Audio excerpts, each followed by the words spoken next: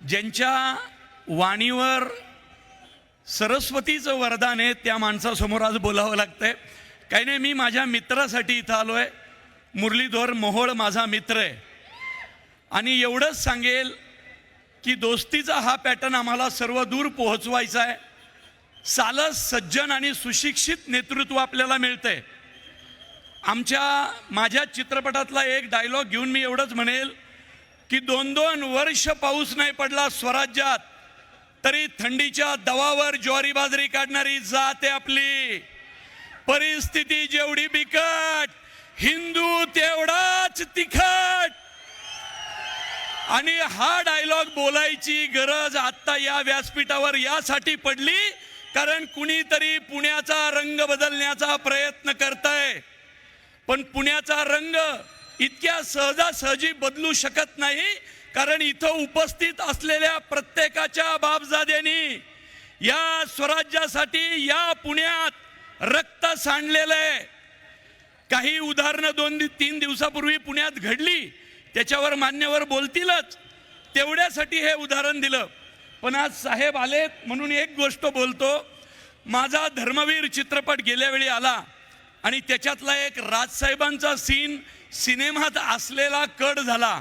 अनेक मनसैनिक माझ्यावर नाराज झाले, पण साहेबांना त्याचं कारण माहिती आहे. शिंदे साहेबांनी अनेक भाषणात ते सांगितलेलं सुद्धा आहे.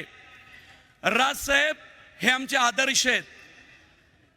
कलाकारांच्या पाठीशी एखाद्या पक्षानं किती ठामपणे उभं राहावं हे या शहरातल्या प्रत्येक कलाकारानं अनुभवलेलं आहे. त्यामुळं मुरलीधर मोहोळचा मित्र, मुळशीचा सुपुत्र म्हणून मी तुम्हाला एवढंच आवाहन करतो की पुढचे काही वर्ष आपल्याला खंबीर नेतृत्व देईल असं नेतृत्व भारतीय जनता पार्टीनं पुणे शहराला दिलेलं आहे. त्याला आपल्याला आपले लाडके बापटसाहेब ज्या लीडने आले होते त्याच्या पुढं जाऊन थोडं मतदान करा आणि आपल्या मुरली अण्णाला मोठ्या दौलत दिल्लीला पाठवा.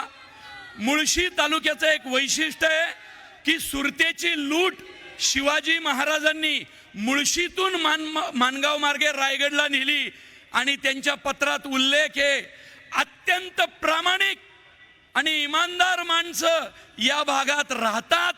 त्यामुळे ही लूट प्रामाणिकपणे रायगडावर पोहोचेल. तो मुळशीतला प्रामाणिक मावळा आज मोदी साहेबांनी दिल्लीला पाठवण्याचं ठरवलेलं आहे.